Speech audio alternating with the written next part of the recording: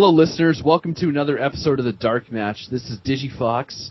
Today we'll be covering Impact Wrestling and as we prepare for another Despair Event Horizon, a collective one. And I'm TFS, and people trust their small children with me. I'm Magpie, and I have to say, you guys dragged me away from Perfectly Good Sandwich to review this shit. Right. And I'm Ironbite, apparently the Han Solo of the DarkMatch. Fuck you! No! No! You're fucking Jar Jar. Really doing this?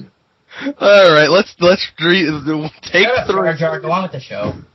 Are we doing take three or are we not? Let's just roll with it. Okay. And now it's time for everyone's favorite part of the show because we're not talking about TNA. It's what is Iron Sheik tweeting now. On the Monday Night Raw, I see the CM Punk talk about Emperor Vince McMahon. He don't cut the hand that feed him. Otherwise, fuck him. Never change, Sheiky. Never change. He's a no man. He has no side. Yeah. It's not just biting the hand, it's cutting the hand. Yeah, he's not cutting the hand, he's biting the hand. Whatever the hell that means. Yeah, the expression is biting the hand. I know what the expression is. I am a student of expressions. Yeah, we're all Nine Inch Nails fans here, and we love the song. But we gotta talk about Impact.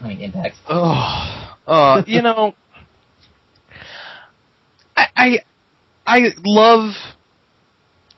I love some of the stuff they do on TNA. Okay, I'm gonna preference the following comments with that.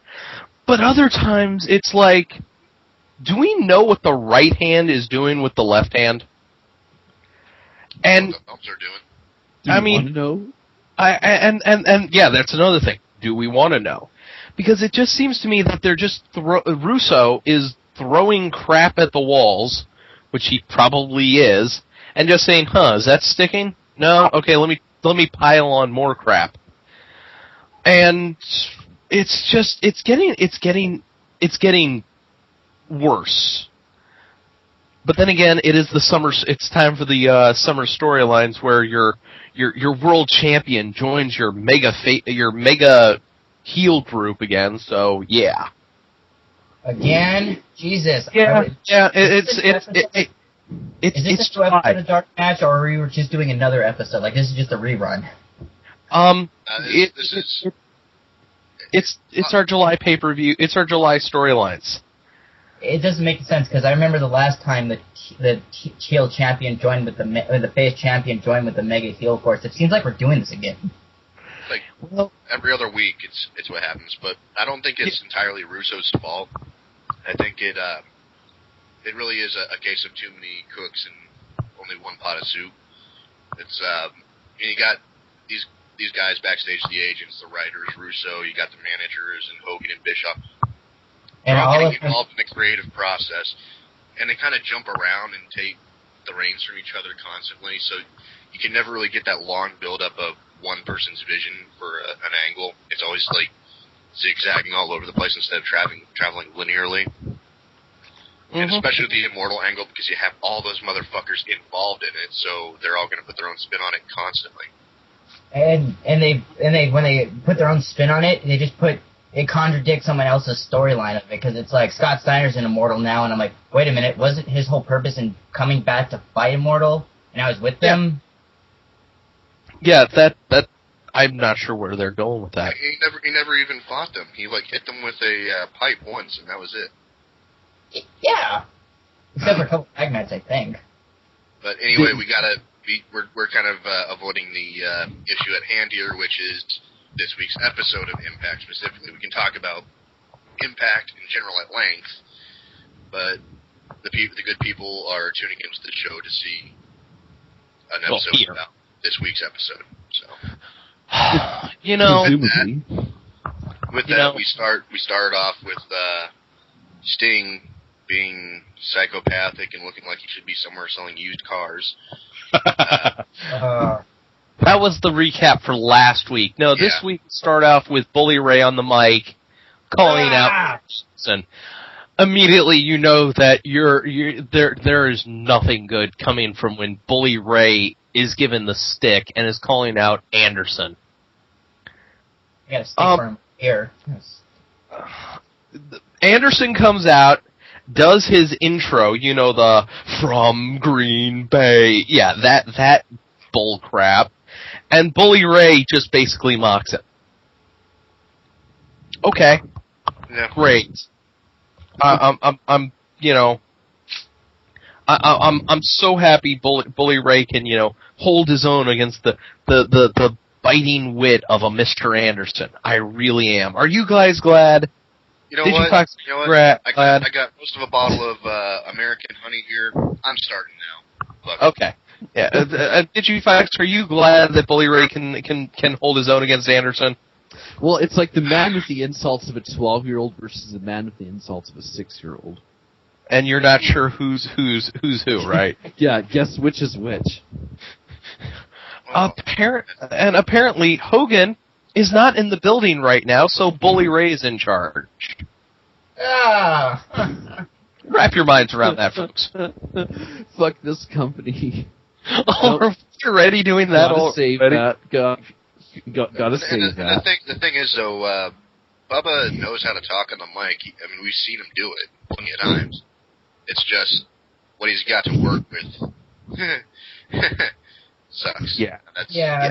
Even if Bubba did a good promo that got people hyped, which was the idea of promos, it's the same shit that we've seen repetitively when you open an Impact, where it's like, Immortal's there. All right, this person talks this week. We're bad. Hear us. That's it, really. I think the worst part of this promo is they let everybody in Immortal, everybody who's in Immortal and in the ring, talk. Which means you got to hear Gunner on the mic. And he's just not ready for the spot he's in yet. I'm still trying to figure out where they got Gunner. That's number one. Where did they get Gunner? Security guards originally when they were right. Immortal first. Right. And two, why do they think he's a decent talent? Well, it's that natural evolution from anonymous security guard to tag team champion to world champion. That's natural. Yeah, the term is... And then Noli pointed this out a while back when he was talking about they're just giving Gunner and Bubba Ray main event pushes so they don't have to push the other guys. But when you confront like Hogan or Bischoff, like saying you don't push the younger guys who are better talents, it's like, what? We got these two guys going. Yeah, what more do you want, brother? Go ahead, the problem with that is, it might alleviate that complaint, but it just creates a whole bunch of new complaints. It's like, well, wait a minute, what about AJ Styles and Samoa Joe and all these other guys that are legitimately awesome and ready for it? And are you wasting time on this failure of a guy? This guy you can't even push properly. I shouldn't call him a failure. His handlers have failed him. Yeah, TNA is trying to push Gunner as what TV Tropes likes to call the ensemble dark horse. Yeah. And that's exactly like the Batista type of character that just comes up from nowhere, becomes hot shit all of a sudden. Yeah. Well, there is a reason for Bully Ray calling out Mr. Anderson. He needs to know where Anderson stands, because as we know last week, Anderson dropped Sting on his head, allowing Immortal to beat down Sting, which led to Angle making the save. And basically, Bully gives Mr. Anderson an ultimatum. Hey, join us, and we'll help you keep the belt. It's like these guys that wanted the title are all of a sudden saying, hey, you know what? It's cool, you keep the title, but you just work with us. Yeah, you be with us instead of against us. And now that he's with Immortal, we're going to see all the guys we do like get title shots, and then Immortal's going to do some shenanigans, and Anderson's going to retain because of said shenanigans. So, in other words, we get another standstill at the world title. Yeah, basically, the status quo. And Scott Steiner comes out, and when Scott Steiner gets on the mic, it's great. And basically, he says, Anderson, you got to make your decision tonight, or I'll do math on you. or some crap like that. That's two people that cut awkward promos, so that's another drink. Right, and here comes Gunner, who basically lays out that tonight's main event will be Immortal, all of Immortal, all 4 guys in Immortal, against Sting and Kurt Angle in a handicap match. Oh, and by the end of this match, Anderson has to make his decision. And that's another awkward promo, and so then, that's another drink. And he ends it with, hit our music. And then Sting's music hits. Because, someone screwed up there. Oh, he said, hit Sting's music. Take another drink, Tiefus. No, it's not speaking yet. Okay. So, the lights go out, and then when they come back out, there's Heath Ledger reborn in the rafters. I'm sorry, that's Sting. Damn it, Impact! Stop killing things in my childhood that were awesome. Sting, back in the 90s when he was on the Raptors, was fucking cool. Don't take that memory away from me. I'm gonna disagree with you here because I think I was skeptical at first too, but Crazy Joker Sting is pretty fucking funny. It's funny, but in a pathetic way. He's like Tim Curry from He is just fun with shit. It's like someone was saying earlier. It's like you talk to Eric Young, and he's just like, "Hey, Eric, what the hell do you do, man? How do you keep going here in this company even if these standards?" And Eric's like, "I just do whatever I want." Yeah, that's basically it. Sting's like, "Brilliant."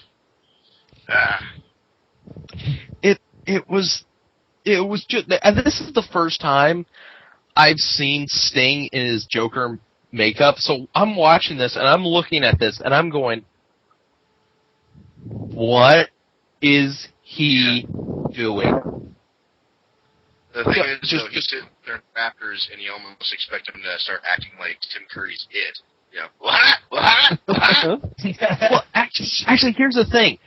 The facial expressions he was making looked exactly like It. Like he was doing an impression of Tim Curry's It. And it's like going, woo, hee, ha, woo, hee, I'm in the Raptors, you can't touch me, woo, woo. That's all I have like he's got the Heath Ledger makeup, the It sinisterness, like goofy sinisterness, and Cesar Romero's essence in it all, and it's just fucking crazy and it's funny as hell. So I'm actually going to jump this up to a positive point for... I will too.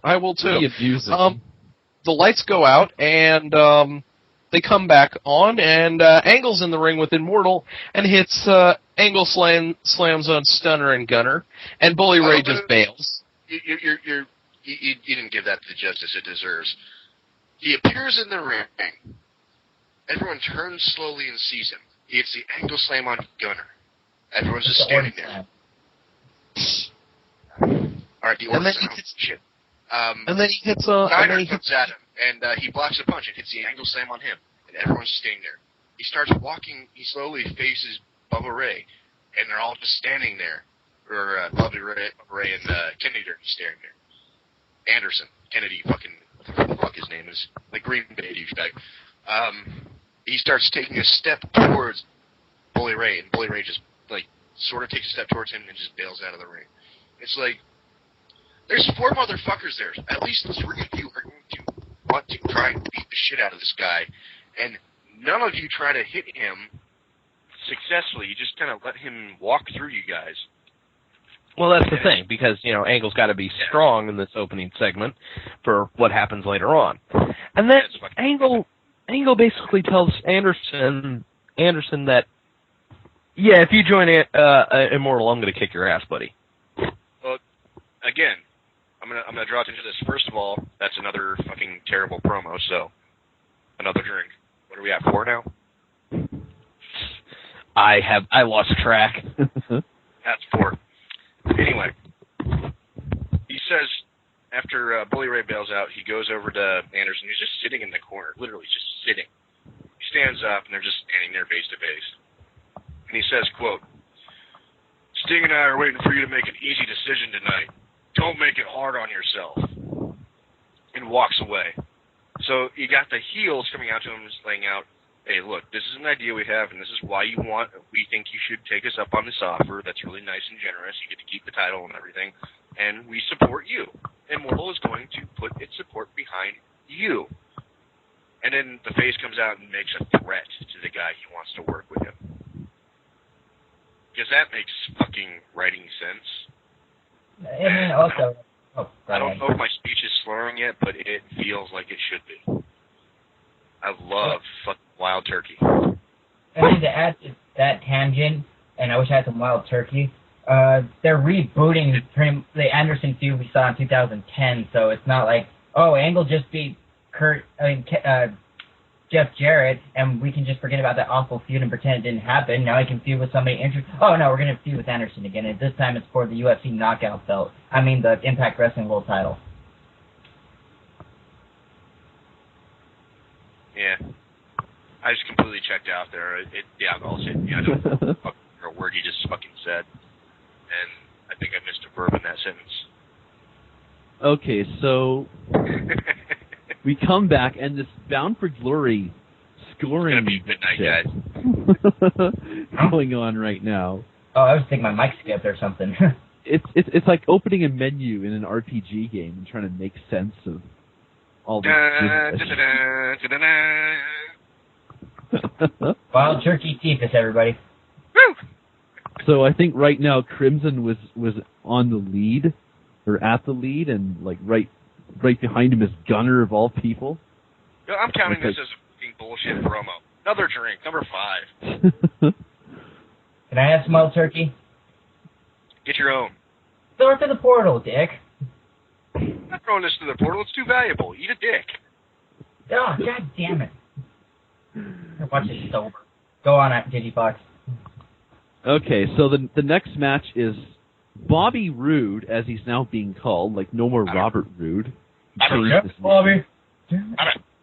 Versus Crimson. Oh boy, right. And then actually before that we get like a backstage segment between Storm and Roode. And I actually couldn't hear what they were talking about, but blah blah blah, something about the scoreboard and so they were talking about something that had to do with beer and money. Yeah. It had to do with one of those two subjects. Yeah. People were talking. Another drink. Does anybody want to chime in on the specifics of how the match went? The Bobby Roode Crimson match wasn't a bad match. I can't really call it a bad match. It's just boring compared to another awesome match I'll talk about. But Robert Roode looked good.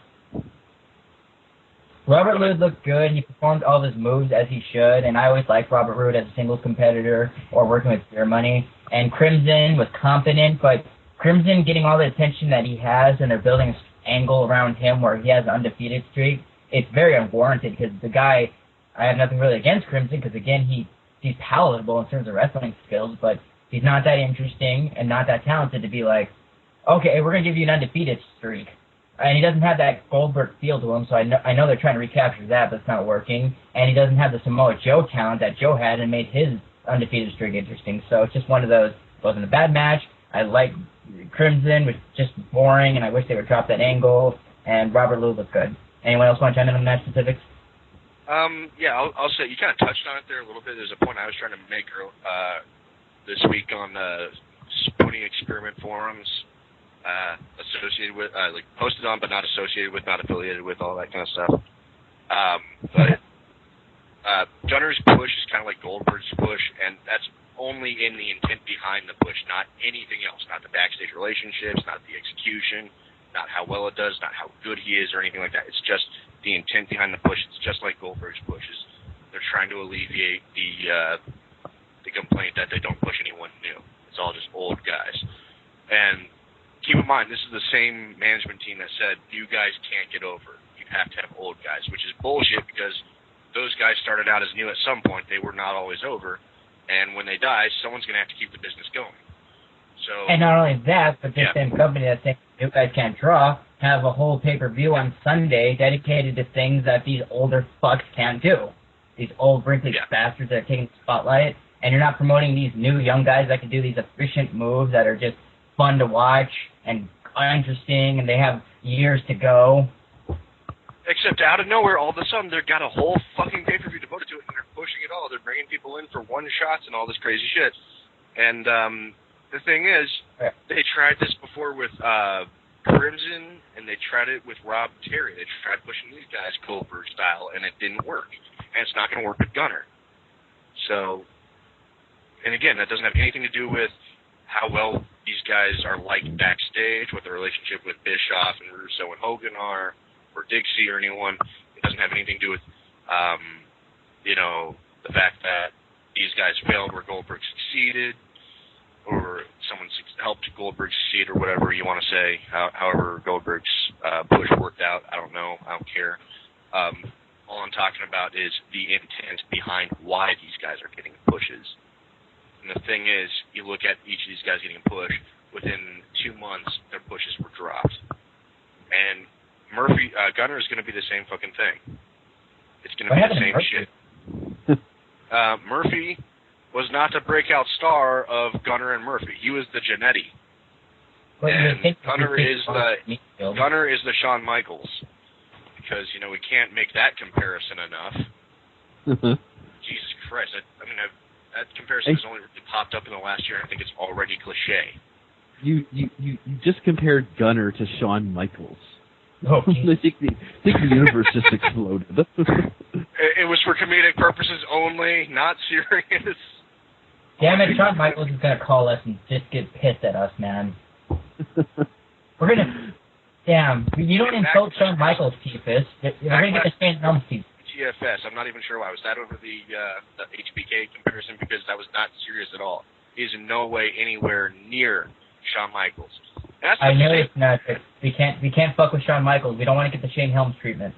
Oh, no. If you look at where Gunner is, except for the last year and a half, he has been working entirely independent shows, high school gymnasiums, and National Guard armories all over the country. And the way he's acting on Impact is completely in line with the whole, okay, this is a completely new audience from last night. These guys don't know what happened last night. They don't know what's going to happen tomorrow night. Go out there, put yourself over with them as a heel.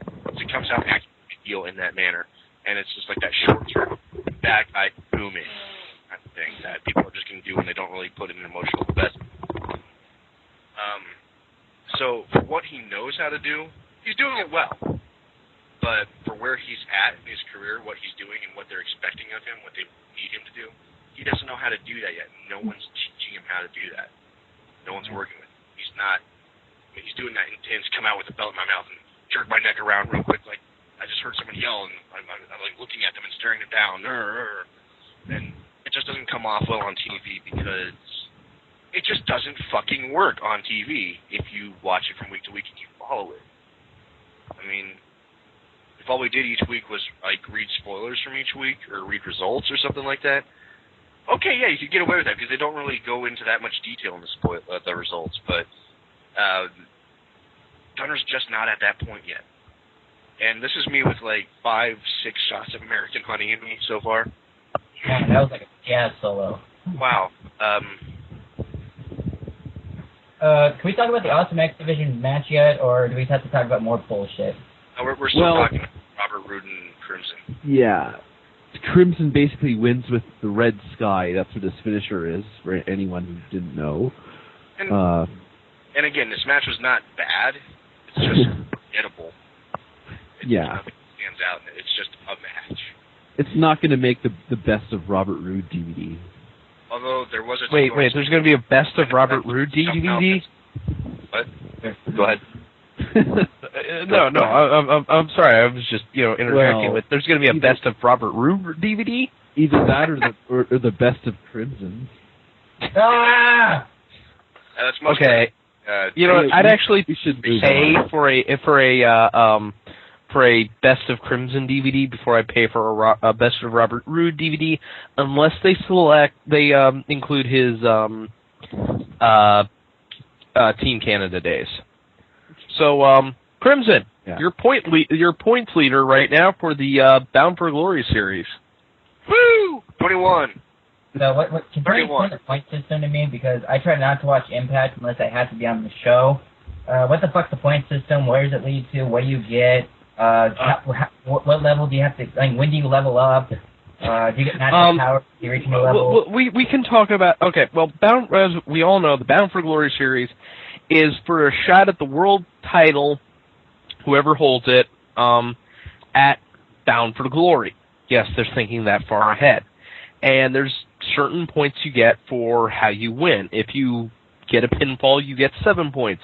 If you get a submission victory, you get 10 points. Yep.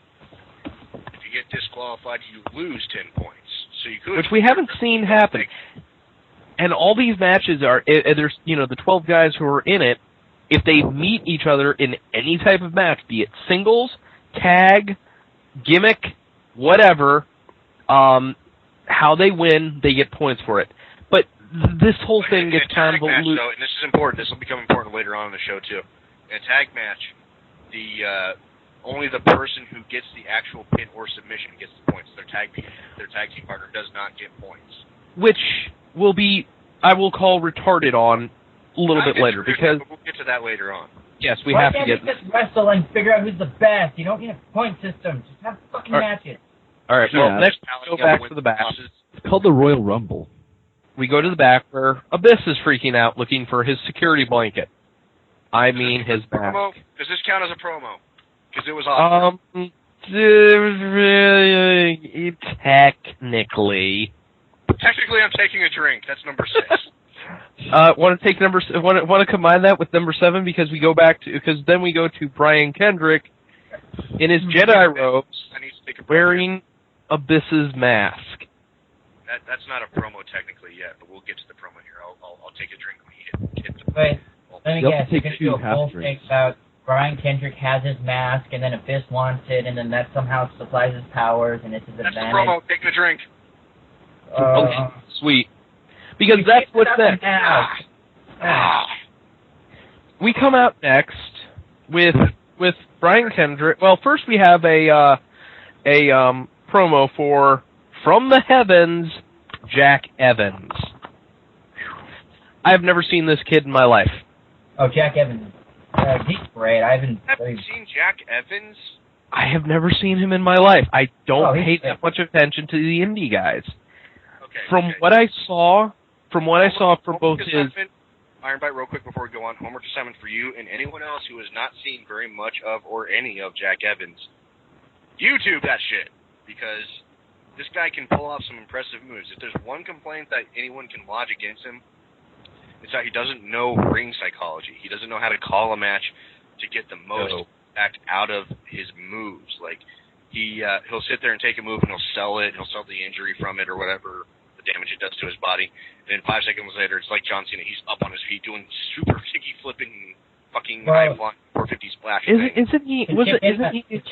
Go on to chip in on that. Sorry to stomp the Iron Bite. To chip in on that, Jack Evans, and this is coming from a guy who's watched the dude from like Honor days, going to when he went to AWA. He's a good guy, but he is right about what you said with the ring psychology. And I'm not saying so much ring psychology because I've seen the guy straight wrestle, just Matt. He's good, but he just more into his flash.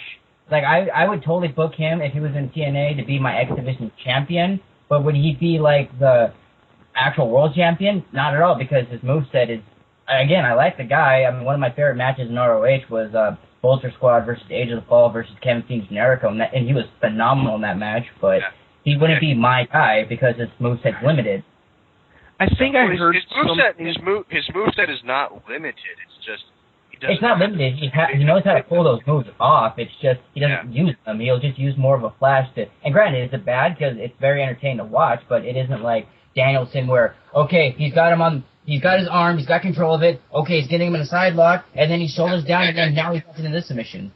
It'll draw attention to him, but it won't keep attention on him for the long run. It won't keep him interested. I think he does break dance pretty good. And the thing is, I don't know if he learned ring psychology since last time we saw him on TV, or if someone else was calling the match. But if you get him in a match with someone that knows how to call a match, and they're the ones calling the match, he's damn good. It's a damn good match. It really is. Oh yeah, he's had some great matches with Danielson. He has some great matches with. But if he's calling the match, or someone or whoever is calling the match doesn't know how to call a match effectually with ring psychology in mind, it's just a spot fest. And really, this was a pretty good match overall. I mean, there were some spot fest moments where like, oh my god, I'm selling.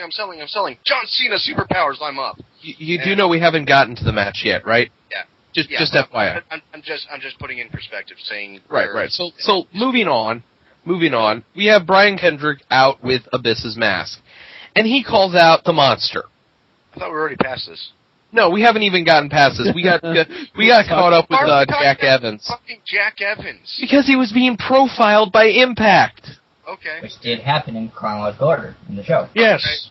Okay. This is chronological order. You're the one who's drunk and going all over the place. That's why I'm not driving. Anyway. Okay, good.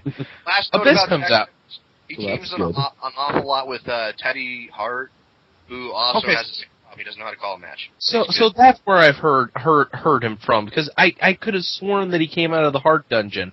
Like he was one of the last few people to come out of the dungeon. He did. Okay, so alright. Man, he never brings it. Getting back to Abyss. Abyss comes out and Brian Kendrick says, I want to use words, not violence. What? This isn't going to end well. You're high, aren't you? You're just freaking high. It's Kendrick. Drunk. I am drunk, motherfucker. No, I wasn't talking to you. I was talking to... It's legal. Brian Kendrick tells Abyss that the Buddha says God moves in 12 directions. And there's a whole bunch of other philosophies about God, and you know, all these thinkers and thoughts have to do with wrestling. Can I stop you on that point, Iron Bite? It's most of the stuff that Brian Kendrick tries to regurgitate in his promos, I read books on these subjects, whether if it's different religions or Buddhist teachings or metaphysical things. I've read those books. And every time, I love reading those books. I get such an enthusiasm. But then when he tries to regurgitate into a nonsensical promo, it just makes me want to take all those books and just burn them and just never forget about it. Fucking Kendrick, it's like, I love the dude as a performer, but he does not have the promo skills of Paul London, because Paul London can say some nonsensical shit and still make sense and get it to the point. Go on, well, it ends, he puts over the match at Sunday. It's him versus Abyss, and you know, the David versus Goliath storyline, which probably means Kendrick's gonna win, and he gives Abyss back his mask. Take a shot if you thought this was a great plan. A great idea. Take a shot! Oh, yeah, Abyss pretty much just murders him. And Kendrick is the number one contender. The number one contender for the belt. When you're a number one contender, you have to, of course, if you're facing a heel champion, you're a babyface, you have to have adversity, but you're a number one contender. You have to, as a company, you have to show him as, yeah, this guy's got the skill set to challenge for that belt, and he could damn well be the champion. You can't make him look like a fucking puss. I mean, I know I'm beating against a dead horse when we've all talked about this, and it's TNA, so I should expect it, but damn! Yeah, it's Abyss does the shock treatment, and then that black hole slam, which I really miss the one he used to do off the ropes. And then we go to the final X Division profile. I guess we forgot about poor, Tony Nese.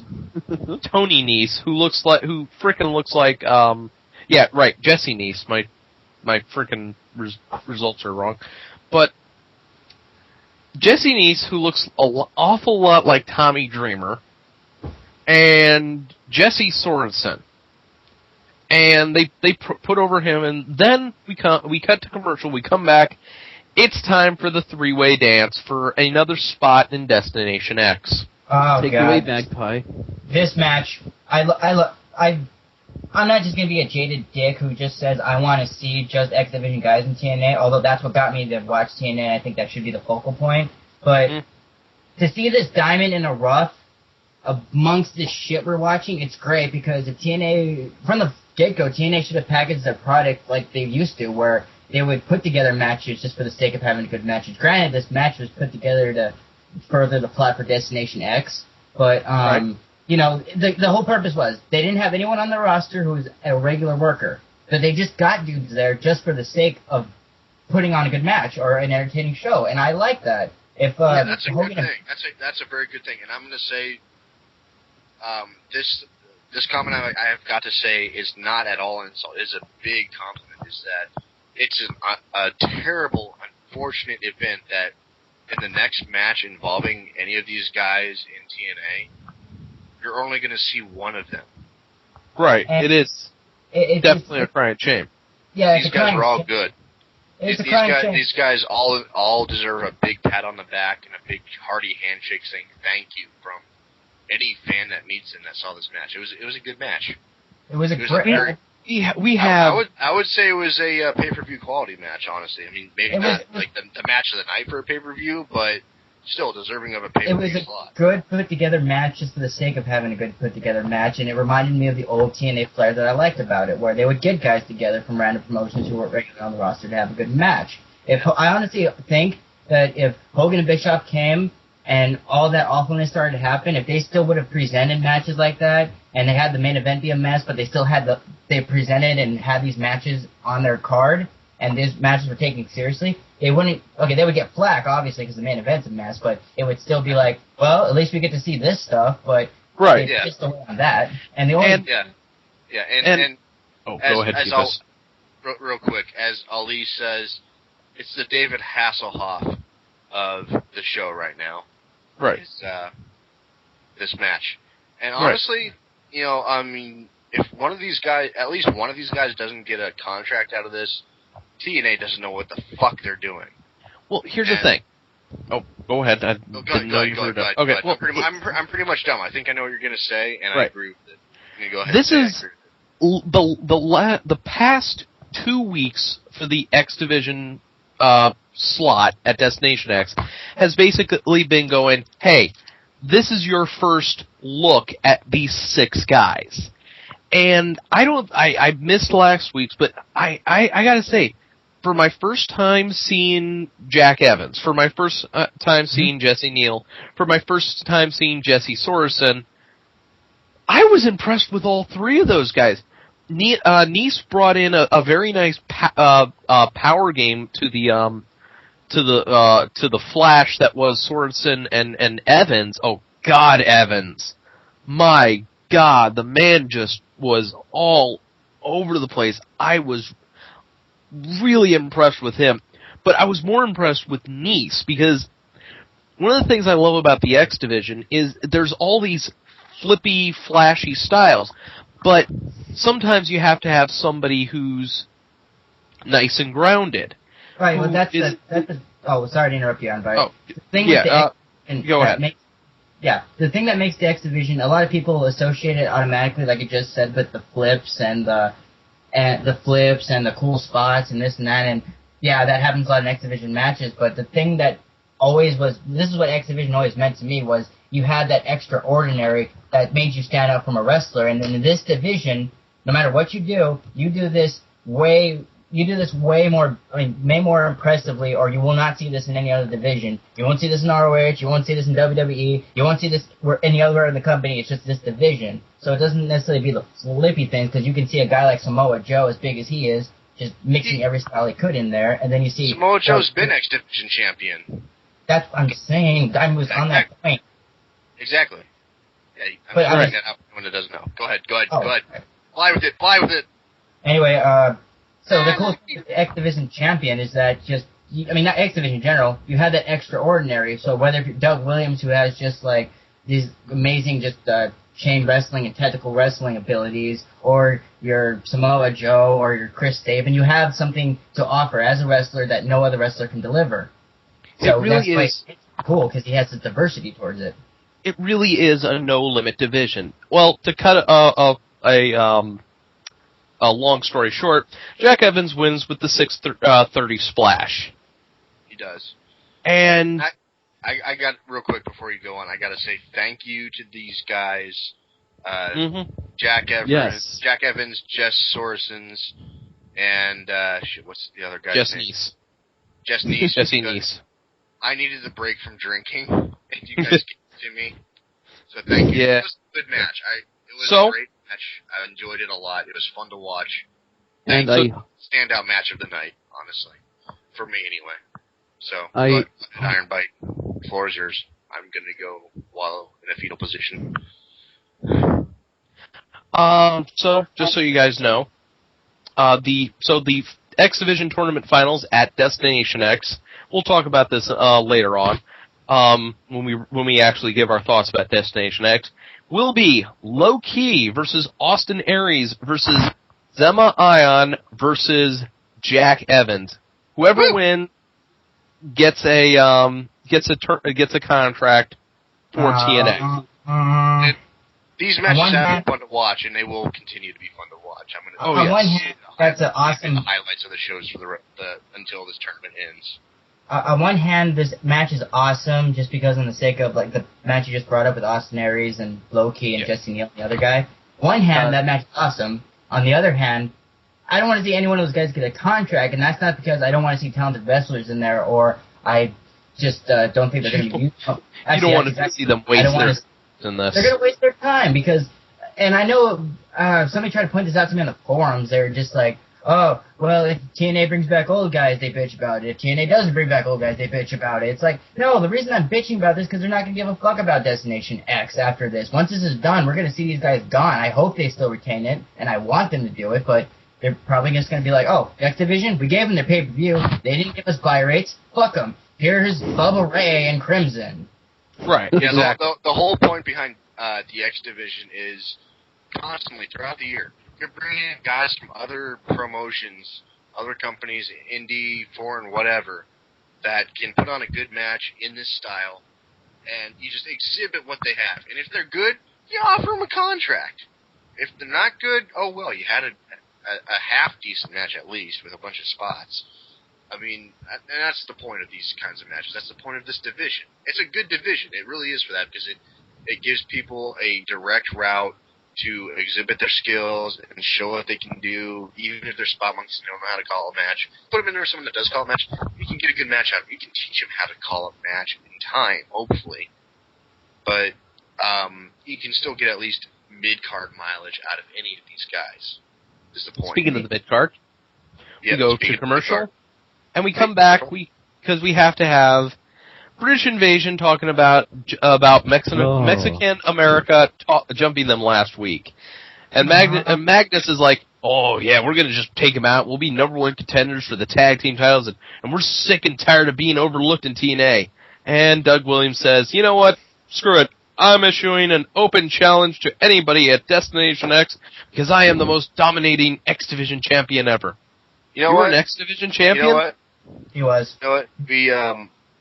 I was going to give you guys the choice on determining whether or not that was a fucked up promo or not, but the fact that we haven't seen British Invasion in almost a goddamn year, and they're talking about taking one tag team out and being the #1 contenders, that's a drink.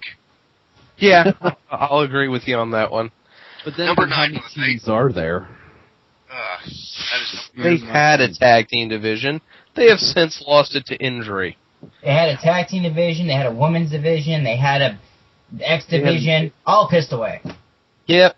We gotta have Crimson. They had a women's tag team division. I will defer this to the group of people that are on the show tonight. So you guys sitting in the sidelines, feeding us lines every now and then, feeding us ideas for jokes. You don't count, so fuck you.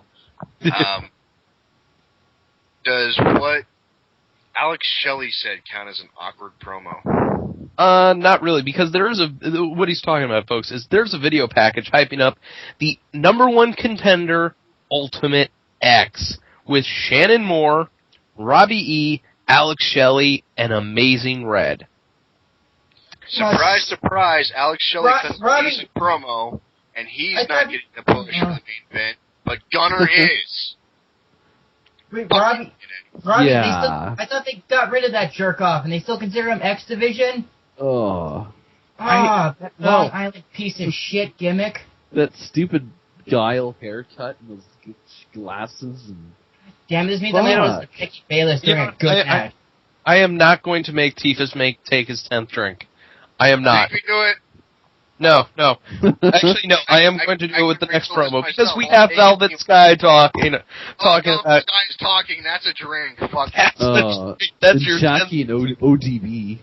Oh, this. Wow. I mean, here's the thing. I hate frickin' this frickin' storyline with ODB and Jackie.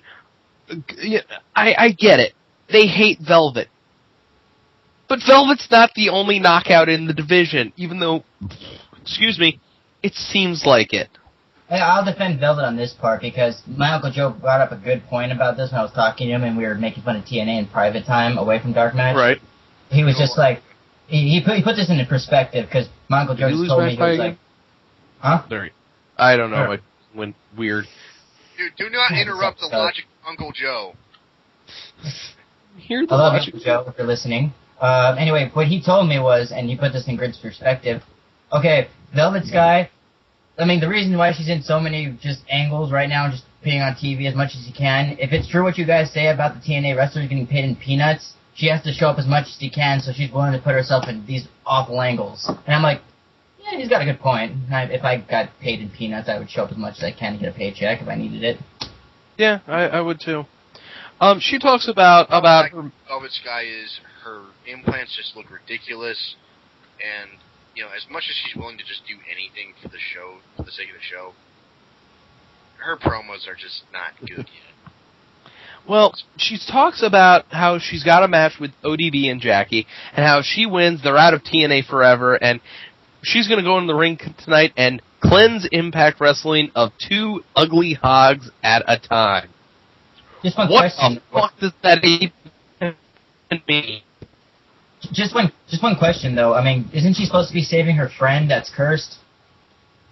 No, she's not cursed, she's just and under mind control and drugged and God only knows what else. I don't. You know what? After thinking about it, I'm going to take a second drink for this fucking promo because fuck it. It's fucking Velvet Sky. She's got double D's, so I should do a double shot. Okay. 2 drinks for 2 ugly hogs. Yeah, there you go. So we go to they commercial. don't deserve a drink. We go to commercial, and we come back I'm already To drunk Kurt enough to think they're attractive anyway. to Kurt Angle walking into Sting's locker room, where Sting is being... I don't know. I honestly don't know. I'm looking at him. He's laying on top of lockers. He's talking about his match with Anderson next week called Midsummer Nightmare, where he's gonna get the title and the power back, and I don't know anymore. And I don't know anymore. He's really just doing this full on Heath Ledger act, like, look at me, I'm Sting, I'm crazy, and you know, why so serious? Ledger's the one-man rock band. There's nothing crazy about that. But the most amazing thing is, Kurt asks, "Hey, can I trust you, Sting?" And Sting's like, "Yeah, you can trust me." Woo! And he starts doing this weird cover of Eye of the Tiger, only instead of Rivals, he puts it in with Immortal. It's some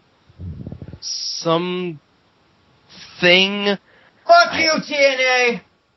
Fuck You know what? I am not drinking for this promo because Sting made it epic. Angle turned down the crazy and Sting dialed it up. I almost have a boner for this fucking promo. He's really Tim-Currying it up. Out there.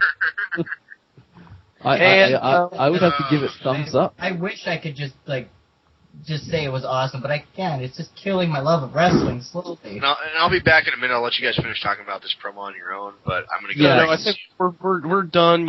We're done with this promo because there's really not much else to talk about. It's just no. You go do what you need to do. I know what you need to do. I got to break the seal. Yeah, you need to break the seal. Go break the seal, and we'll talk about ODB and Jackie versus Velvet Sky. All right. Because that's next, folks. Why? And ODB and Jackie don't get entrance music. They can't come down the ramp because they're not under contract. Then why are they having this fucking match in the first place? Iron Bite, don't question the logic. Let's just keep going and talk about the match. The match is Velvet Sky taking on 2 ladies at once. And as hot as that sounds, folks, it's really not. It actually starts out, Velvet Sky's music hits. And ODB decides, I'm gonna do the Velvet Sky entrance, where she straddles the rope and then points to her ass like, yeah, look at my ass, look at my ass, I'm Velvet, I'm a whore, I'm such a whore, look at me, I have a ass, look at me, and out of nowhere, holding this plastic chair so awkwardly comes Velvet Sky. Before you go on, though, I gotta say that ODB straddling the rope is pretty damn funny, but for the wrong reasons. Go ahead. It is. She blasts Jackie with it, and then starts blasting ODB in, and then gets in the ring, and Velvet, the bell rings, and Velvet actually, starts holding her own. I mean, she's no Miss Tessmacher, but she's able to hold her own in the ring. That's a terrible comparison to be able to make. I know. She's no... Hey. She's no Alicia Fox. Okay. That's low, you son of a bitch. That's still a terrible comparison to be able to make. I know. That's pretty low, Iron, but I apologize to Velvet. Yes, I'm... You think I'm joking? Apologize. Miss Sky? You know what? At least her gimmick works right now because she's reacting to being attacked and assaulted. Even if the reason for the people assaulting her doesn't work out, she's like, fuck them, I got attacked by them, I'm going to kick the shit out of them. So that's pretty Lost Iron Bite. The Lost Iron Bite? God, this episode. It's probably good because otherwise we've just been talking over each other because I'm too drunk to stop. I'll fill it for Iron Bite. Someone else take over because I can't read right now. I'll do it. So hi, Chris. Thanks for showing up. I need another balloon. So what happened next? Yeah, Chris, where have you been? We need you, man. I've been here, man. I'm drunk and Magpie is What was the last thing that you were talking about? Because if it was ODB, then there's something I want to get into just real quick. Go right ahead, dude. Just take it away. She's phoning this in, the entire thing. Oh, You know how I could tell? Because no matter if it's a promo or at ringside, every time she says something, she signs off by going, BOOM! Yeah, she's so... You're right. Damn! But my drunken stupor, it makes sense. I know it probably doesn't mean a lot for people, but I get really philosophical and stoic when I'm drunk. Yes, you are. I do apologize for that. Have we told who the winner is? Chris, your voice changed really drastically. I know, it's like he became Iron Bite. Yeah, Velvet Sky wins. Velvet Sky wins by kicking. First ODB tries to blast her with the chair and misses and hits Jackie. Then Velvet kicks the chair into ODB. This somehow makes her fly out of the ring, and she hits her snap DDT on Jackie. 1, 2, 3, and ODB screams out, "You ain't getting rid of me, you loose hussy!" This won't end, will it? This will not end. Yes, it's the pot calling the kettle black. Just a little bit. Hey, everybody! Remember when the Pope got a kiss from Devon's wife? No. When did that happen? Yeah, they're having we go to the back. Apparently, Devon and the Pope are having a tag match, and they're tag team partners, and it's a Bound for Glory series match. Just FYI. God damn it! I don't want to keep doing the fake crying thing. You know what? I don't. You know what, Tiffus? Take a shot. Take a drink. I'm taking a drink. So Devon and Pope exchange the worm, some words, and Pope's like, "Hey, I got my Pope shades and I got some Devon shades." That's 11, by the way. I thought you were up to 12. No, I'm because only you up took to a double 11. shot. You took a double shot. Oh yeah! Thanks for reminding me about that. Hey, You're did you welcome. want I to can't drink keep after this track. episode? Huh? Okay, there we go. Hey, dude, you want to take up drinking after this episode? My stress level is just up. Devon says, I don't "Listen, recommend we ain't brothers. You're black, so you are brothers in that sense. We ain't partners." Yeah. Iron Bite, fuck you! Oh, jeez. Voice in my head. Other appearance. What's going on? I love the show. We'll never get famous because of shit like this. We ain't partners. Actually, you are, because you're tag team partners. And we sure as hell ain't friends. Okay, I'll give you that. You ain't friends, but Devon, you're partners in this match. And says, Pope, if you even think about double-crossing me, you'll be sorry you ever met me. As he walks away, Pope goes, I'm already sorry I met you. Yeah, Devon was just like, dude, I don't fucking give a shit the entire... I'm just, I don't know. And it should be noted that the lighting was so bad during this segment that I thought Devon was Kurt Angle. I couldn't even tell until... The color of their skin, you can at least tell by their foreheads. Jesus. I'm serious. I thought he was Kurt Angle at first. It was that. Voice of Ed, would you like to chime in with a goddamn it Digifox? Wait a minute, No? Does this promo count as the 13th drink, or is that the 12th drink? I already told you. This would be the 13th drink, son. 13th! Dude, I had this bottle up well over half, and it's already down to, like, not even a quarter. Wow. Well, we have some good news, because we get to see an excellent video package hyping up the Daniels AJ match at Destination X. 13 drinks! I can't get excited for it as much as this prospect of AJ and Christopher Daniels going at it, and I love it. It's going to be awesome. It's TNA. Anything I can get excited for from TNA can immediately just get spat on and peed all over, and I won't even have any value. It's Yeah. Well, guys, I just want to interject that I apologize if I sound quiet. I cannot get the microphone. You sound quiet tonight? My motor skills are fucking shot. Well, guys, sort of, but walking and driving are right out. you don't drive. Someone take away his keys. Guys, we have a dream match coming up. I will not be Oh, driving. wait, a dream match that boy. would have been a dream match 10 years ago. With Little Nemo, the Dream Master kind of dream match. Pretty much. We have the phenomenal AJ Styles versus the fallen angel Christopher Daniels versus the whole effing show Rob Van Dam versus the new effing show Jerry Lynn in a four-corner match. And Why is fuck he the this new match effing because they show? kept on trying to say it's a dream match. It is not a dream match.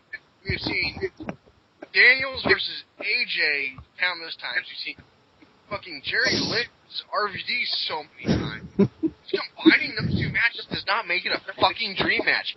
Fuck you, TNA. Fuck you, Don. And Rob Van Dam is not as... And getting on the rant thing, Rob Van Dam is not as awesome as it used to be, so it's not a fucking dream anymore. He had a match with AJ. It was fucking boring. Like, how did it just... it would have been cool if it was just Jerry versus AJ and Chris. We've seen that match before, but I don't even know what I'm saying anymore. And about Jerry Lynn, there is nothing new about Jerry Lynn. Nothing. Hey, compared to those other jerk-offs with those old other Wrigley jerk-offs in that company, Jerry Lynn is gold. Fuck And I'm not Yeah, saying that that's they're high purpose. Jerry Lynn is awesome. This is drink 4 fucking team. Fuck them. We're going to have to get you a stomach pump before the end of the night. Fuck this episode. Someone call the fucking 911 at 1.5. I'm fucking gone. Fuck this episode. Fuck this episode. We need to implement a giant cornet face for this show. Pretty much. I can finish the show. I hope you can. So we basically have four guys who would have been in this match better. I can't read the fucking list of what happened without closing one eye. Okay.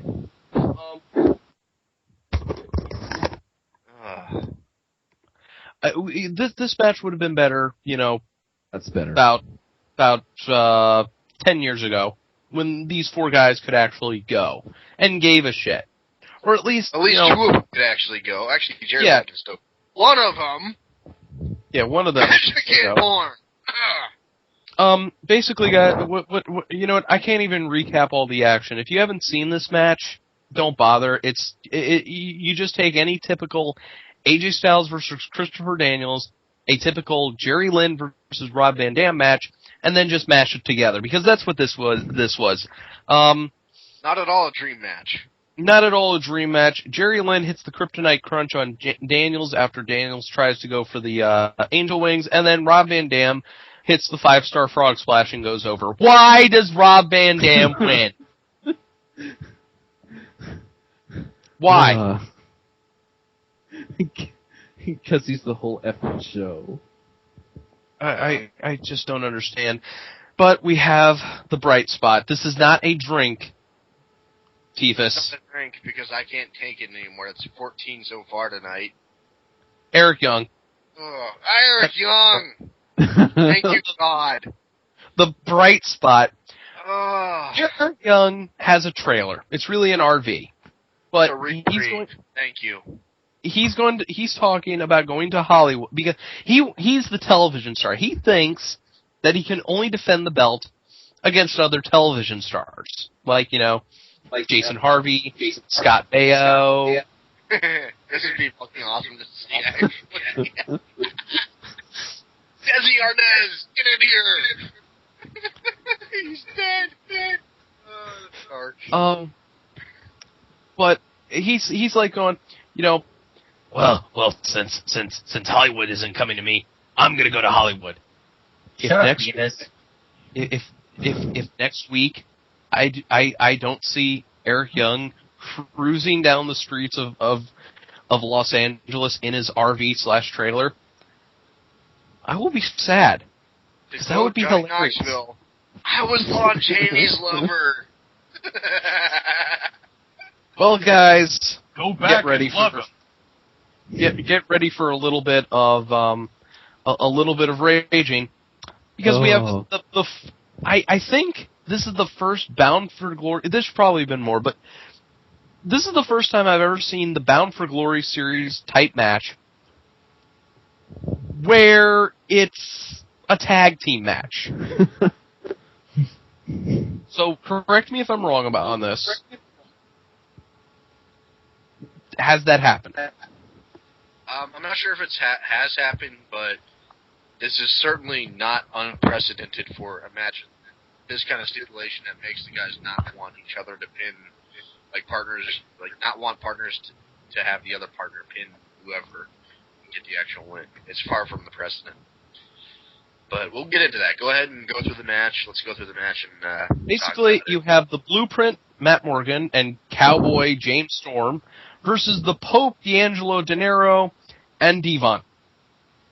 No nickname, because he needs no nickname.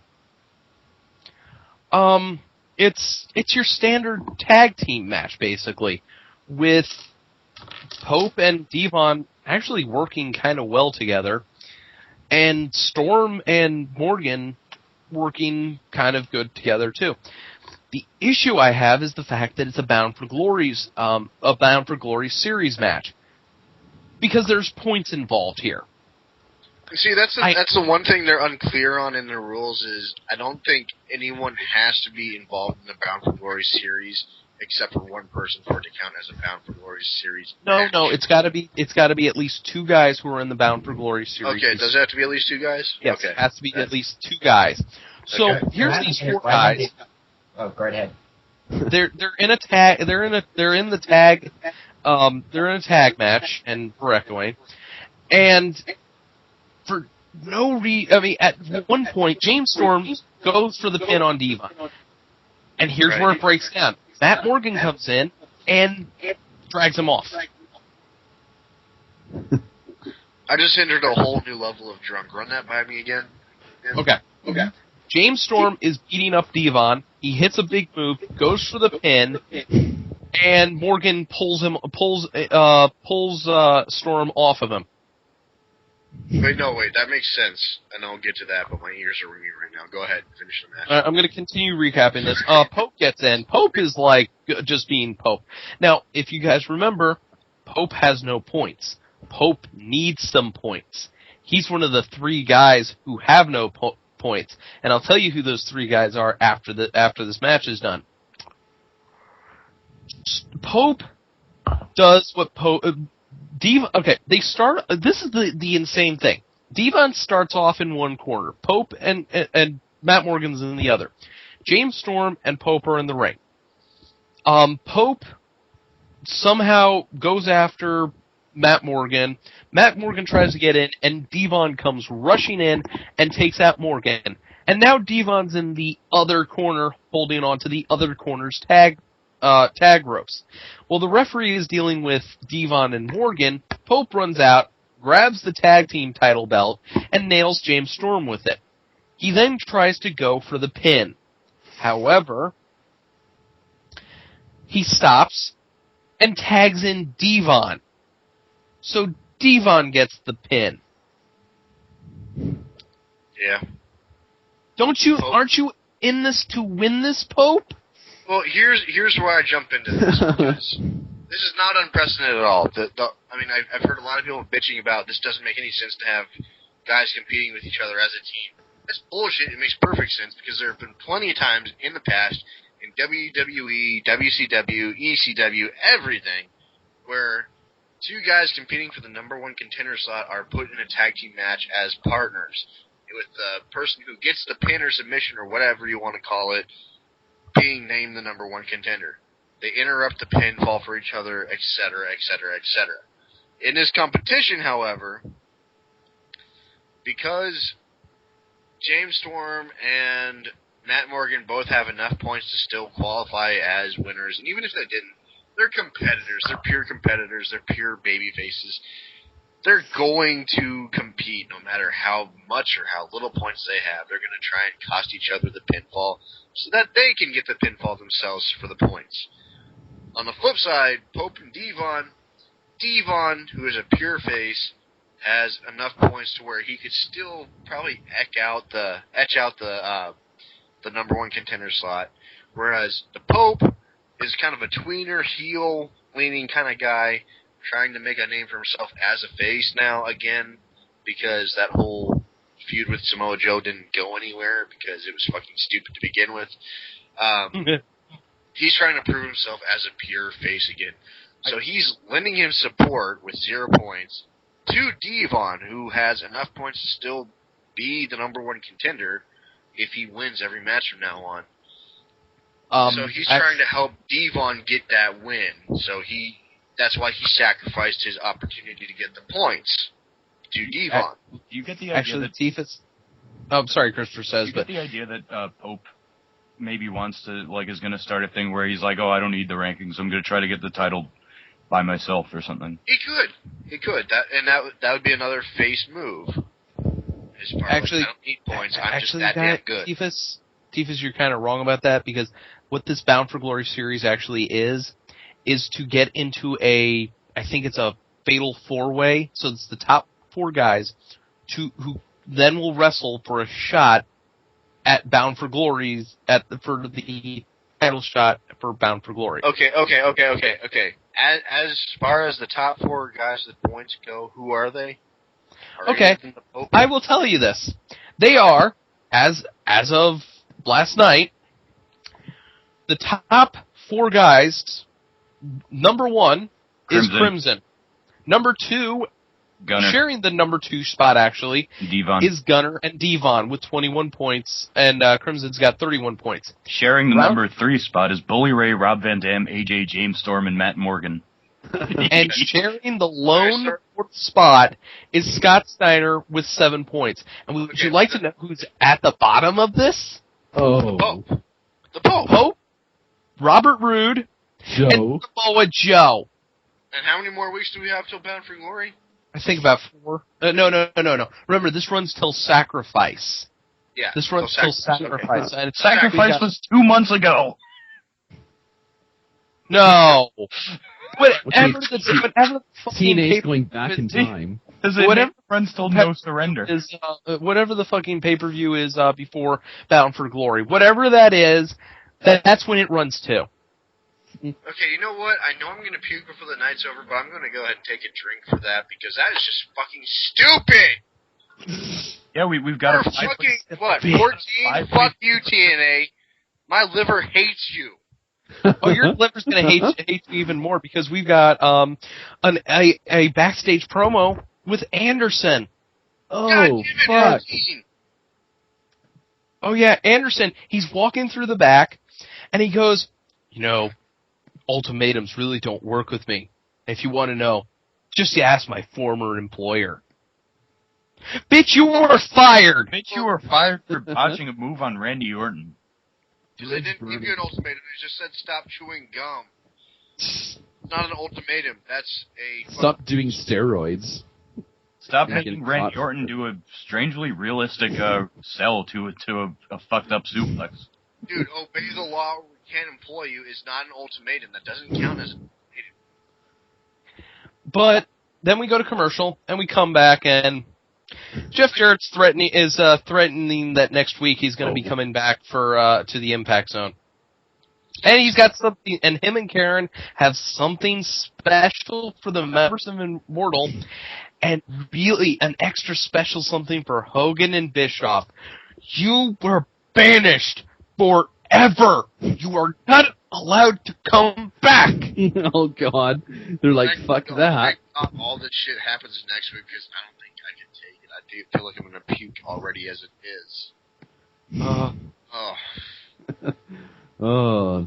Sugar in American honey. This is what I meant when I talked about there would be a despair event horizon tonight. Should've just done tequila scotch and just let it go, but no, I had to go for the one with sugar. Yeah. So Tenay and Taz then hype up Destination X. Yeah. And we'll run down the card in a little bit, but the fact that we have a threat of the Jarretts coming back to the Impact Zone, yeah. So then we go to the back where Sting is getting beaten up by Hogan and laughing through the entire thing. And then he picks up the bat. And Sting gets all wild-eyed and goes, "Oh, crap." Yeah, that's probably one of the most ultimate deliveries of resignation I've ever heard from this Sting. He was joking, wasn't he? He was still doing his Joker thing, wasn't he? Yes, he was.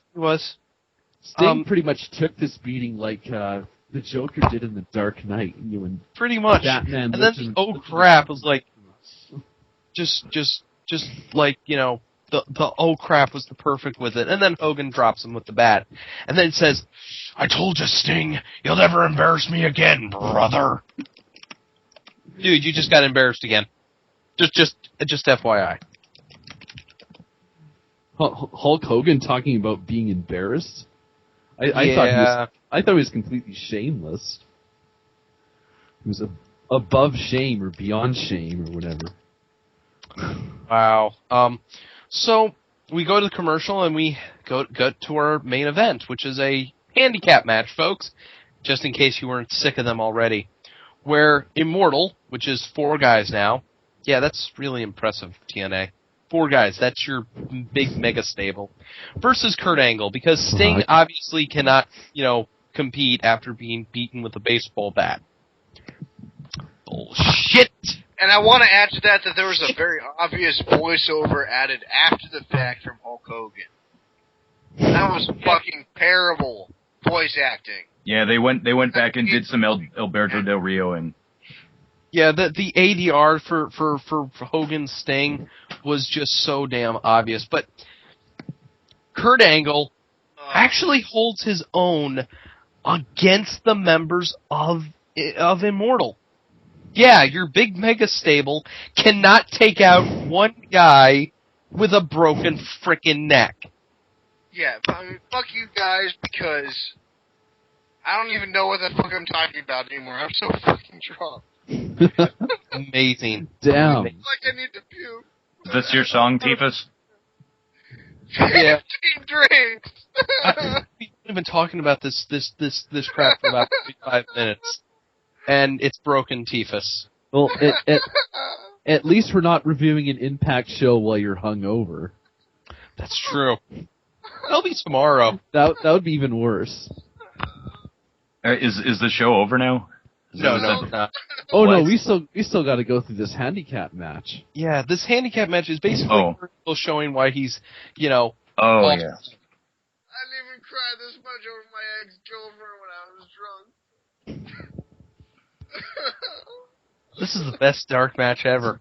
This is better than Victory Road. I can't Well, even for me, anyways.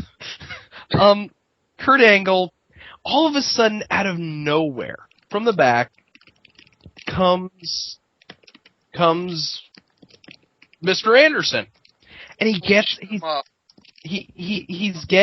in Kurt Angle's corner and tags himself in, I'm done. and he just starts taking out Immortal. Then he goes to hit the mic check on Bully Ray, but he stops because he sees Angle. And then he hits the mic check on Angle, and then tags himself out so that Bully Ray can get the cheap and dirty pin. Okay? I'm taking a drink for that. Stop. You're cut off. You're cut off. Then it looks like, oh man, what's going on? 16.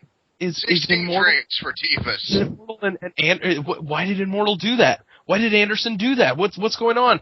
And then Anderson jumps straight into the arms of Abyss to give him the biggest, gayest hug of all time.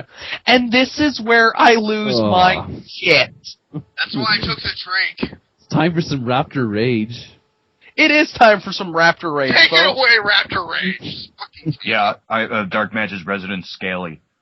I need to go Dark find Match's fucking resident vitamin water. Becca Scaly is about to go off. A Along month with Allie, ago. of course. A month ago. A month ago.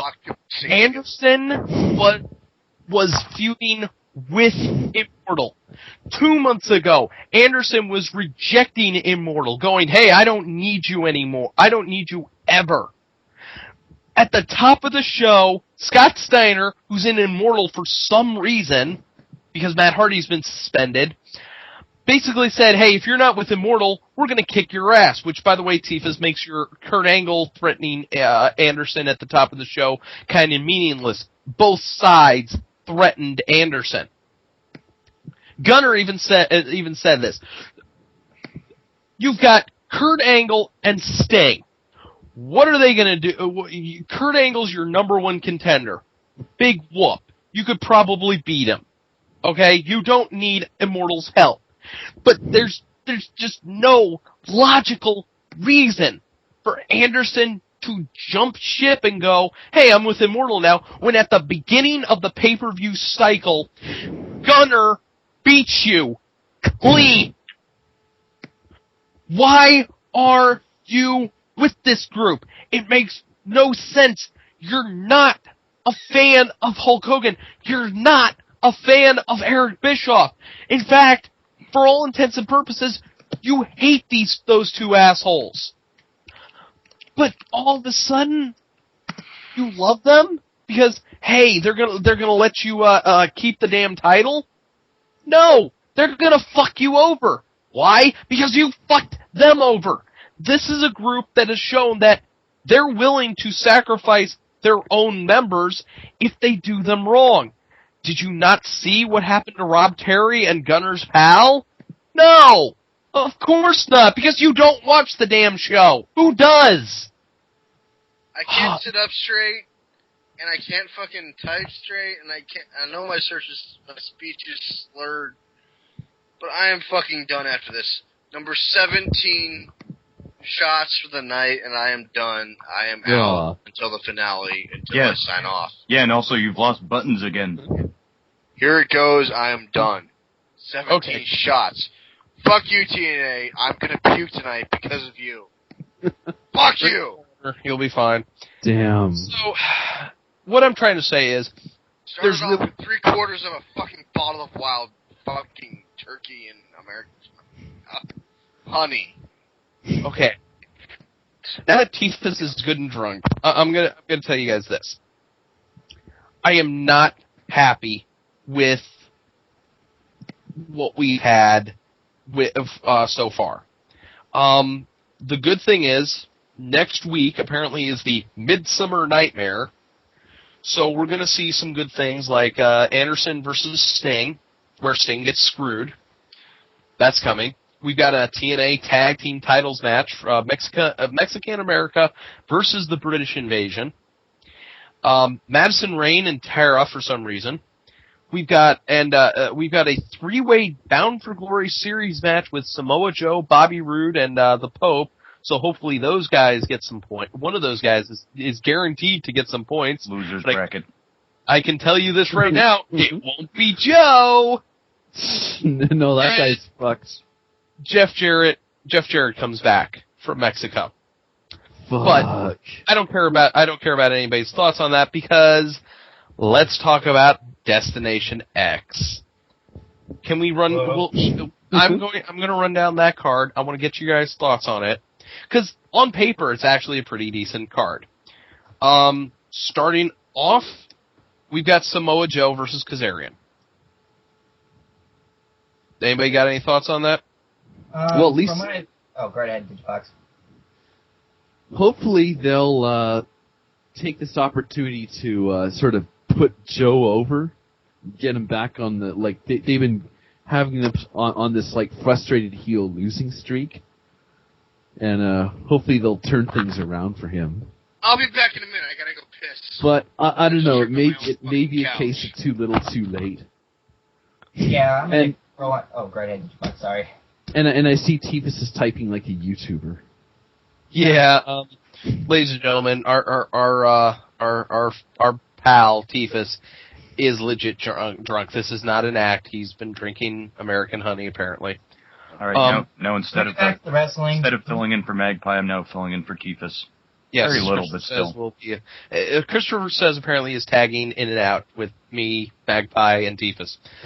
Christopher Says, would you like to go ahead and give your thoughts on this? Impact. On which? Destination X. Oh, on Destination X, I think some of the matches just have the potential to be entertaining, but then again, that kind of happened with the past couple of pay-per-views. I'm not looking forward to Madison Rayne and Tara because of Madison Rayne. Well, that's Midsummer Nightmare. That's next week, which is an Impact. I'm talking about Destination X for this Sunday. I'm saying Destination X. No, Tara versus Madison Rayne is not on that card at all. God damn. Destination X looks promising. Other pay-per-views of theirs look promising. Magpie, go ahead. I'm going to jump off from where Digifox was saying. Yeah, as much as I love Samoa Joe, I have to come to the grim realization that, okay, if Joe left TNA and he went to another company where they give him more attention, I don't give a fuck anymore because the enthusiasm of Joe is dead. I think he's going to deliver this Sunday, but right now, every time I look in Joe's eyes, the wrestler I knew and loved, you don't see that in his eyes anymore. It got beaten out of him. Do I think he's going to deliver this Sunday? Yes, but it's too much damage done to Samoa Joe's character where he can bounce back properly. And then, even if he does shine in this whole thing and they decide to just push him back to where he used to belong, it's still not going to be the same. As far from the other card, I completely trust every one of those talents to do nothing but a good show. I mean, it's going to be a great show. Individually match speaking, I don't have any faith in Kendrick versus Abyss, and that's on both parts because Brian Kendrick lost all of his flair to me, and I don't give a fuck about Abyss. It's one of those things where... Go ahead, go on. I'm sorry, I'm trying to interject. There is the open challenge with Douglas Williams versus whoever, but I really don't give a fuck about Douglas Williams. I really don't. Straight up, he's a great wrestler, but TNA doesn't...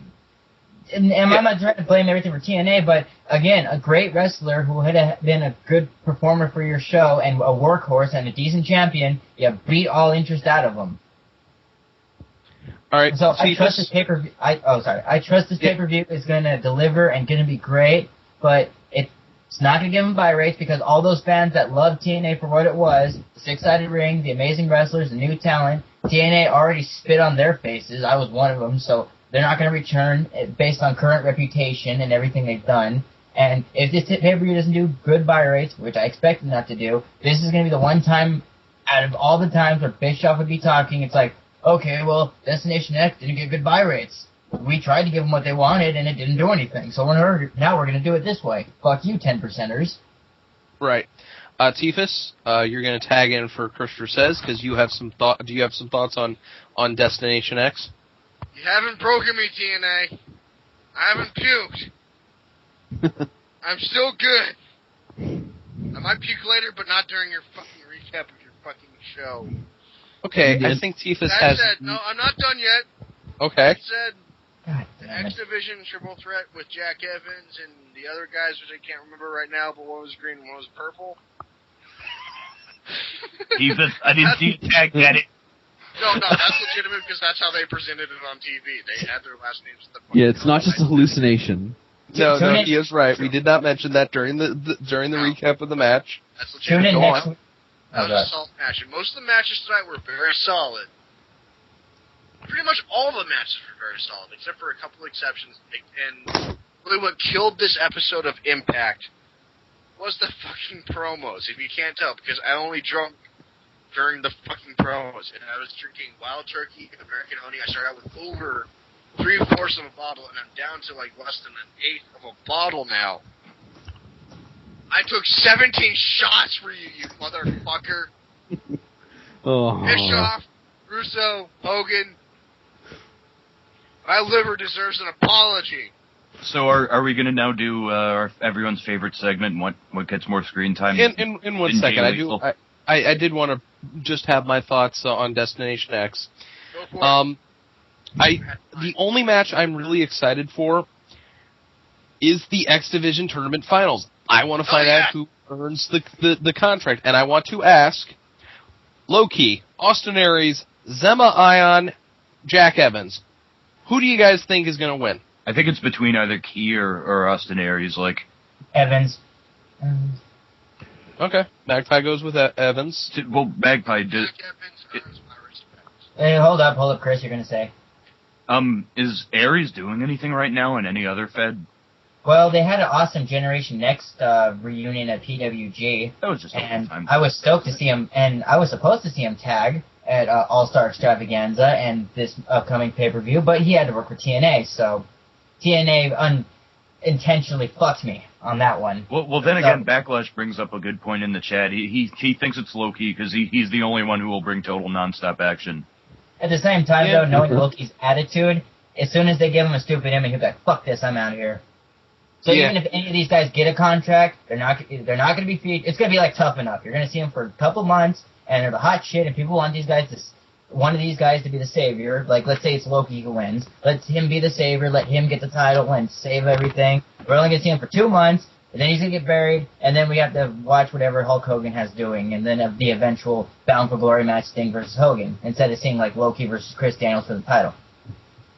Actually, guys, that was not what Backlash said. He was saying that because Low-Key worked in the WWE for about 5 seconds. I know what he said. I just want another tangent. That means he's an ex WWE worker, and we all know how TNA loves to snatch up those guys. Honestly, of those 4 guys, I can't speak of Zema Ion because I've only seen brief clips of him. He didn't impress me much. I'm pulling for Jack Evans in this match. Well, I really am. I can see the future right now because I'm staring at my ceiling. I got like this real weird floral print, but it's just paint on the ceiling of my apartment.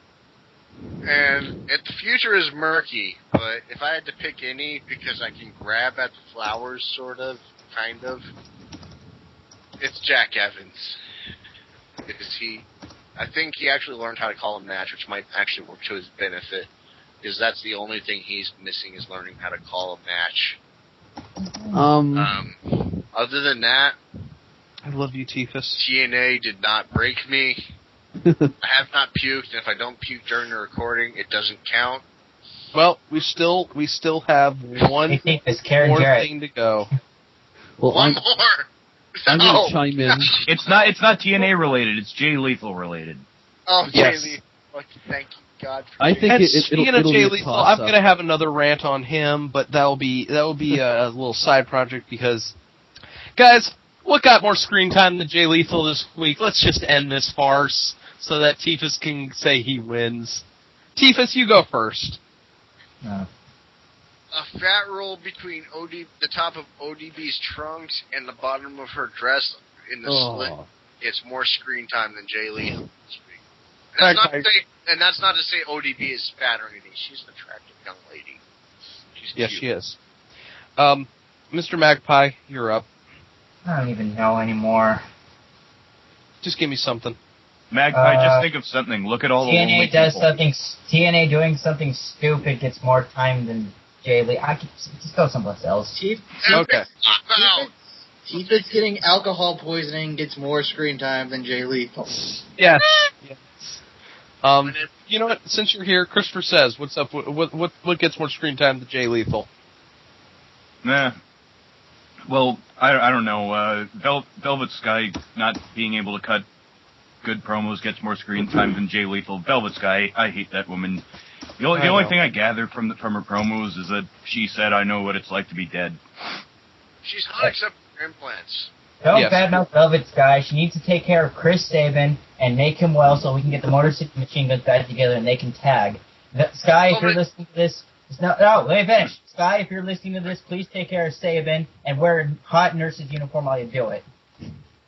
Velvet, Okay. if you ever listen to this whole fucking broadcast at all, get those implants reduced because they just look comical, honey. You're beautiful and you don't need We implants. should end the show. All right. No. Digifox and I have to go. Digifox, you're up next. The dust on top of the lockers that Sting was leaning on was giving that awesome, crazy-ass promo where he was totally channeling the Joker and Stephen King's It. Yeah, what? Got more screen time than Jay Lethal. Hey, y'all. And as for me, Bully Ray's chain wallet that he uses in almost every single fucking match that he's in gets more screen time than Jay Lethal. Folks, this is the dark match for TNA. We do apologize. We had some technical issues for this show. Tifa got drunk. It was it's just not good. But once again, like I said, this is the dark match for TNA on 7/7/11. I can't believe I said that. Good luck. I'm sorry. Good night and good luck.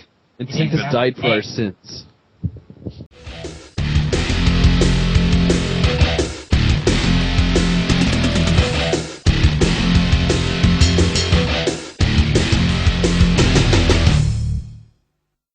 Still doing a sign off for individuals, or is that it? I just want to end this show. No, I think that's it. Holy shit! God damn it! My God, you Wow, guys are guys. out of your freaking minds. Wow. I had to talk over Iron Bite's giddy ass and Tivis's drunk ass and Digibug. Oh my God! I think I'm starting to lose my voice and turn into Steven Seagal. How in a show in which I am not involved is there that much people talking over each other? You had to miss the show. Tiffus is drunk. How was there so much talking over people? Telling and me how to fix the world right now. Leave me alone. What the hell just... While Tiffus is Oh my awake, let's get the first fucking Stan Hansen match.